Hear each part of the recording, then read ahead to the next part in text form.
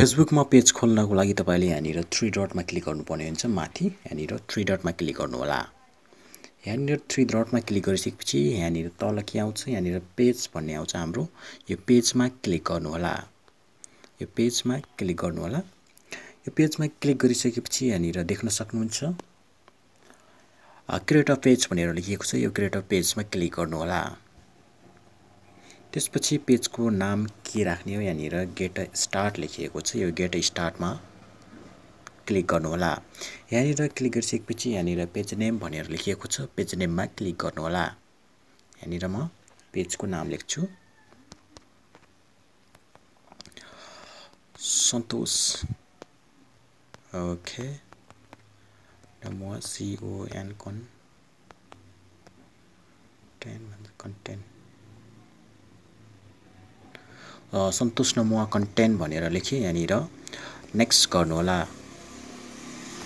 Next गरिसकेपछि यहाँनिर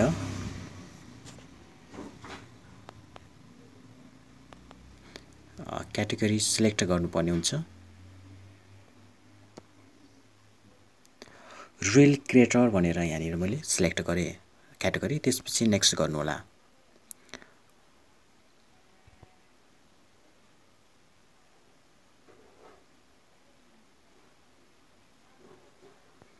त्यसपछि यहाँनिर वेबसाइट छ भने वेबसाइट राख्नु होला, नत्र भने माथि स्किप बटन छ यहाँनिर स्किपको, त्यहाँनिर स्किप गरिदिनु होला। त्यसपछि यहाँनिर हामीले फोटोज राख्नु पर्ने हुन्छ, कभर फोटो र नेक्स्ट प्रोफाइल फोटो यहाँनिर राख्न पनि सक्नुहुन्छ। माथि नत्र स्किप पनि गर्न सक्नुहुन्छ। यहाँनिर म एउटा फोटो राखेँ।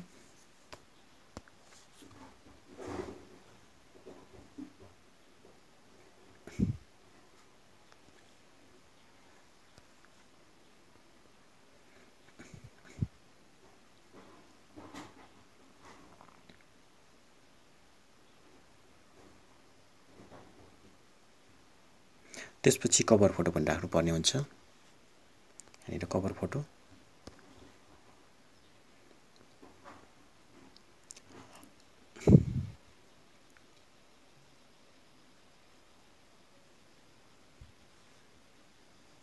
डन गरिदिनु होला। यहाँनिर हाम्रो पेज क्रिएट भइसकेको छ। यहाँनिर प्रोफेसनलमा गएर हामीले हेर्छौँ एकचोटि।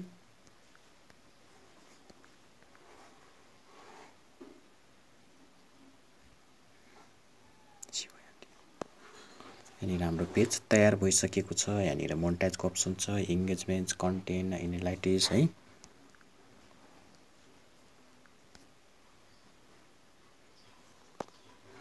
यो सेटअप हामीले खुलाउनु पर्ने हुन्छ।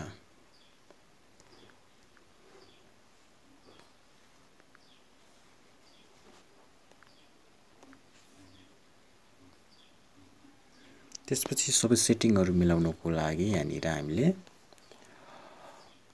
क्लिक गर्नु होला।